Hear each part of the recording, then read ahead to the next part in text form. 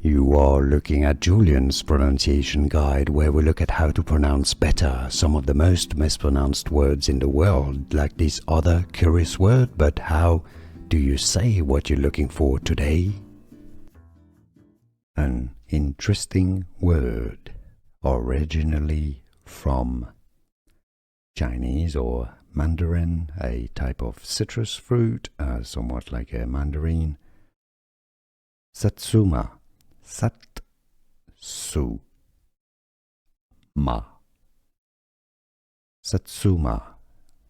Easy once you know Satsuma. Oh, might be Japanese. Is it Japanese or Chinese originally? Let me have a quick look. China. Yeah, originated in China, so it's not Japanese. Satsuma. Here are more videos on how to pronounce more confusing words and names too many mispronounced. Like this video if you found it useful. I appreciate your support. I'll see you soon and thanks for watching.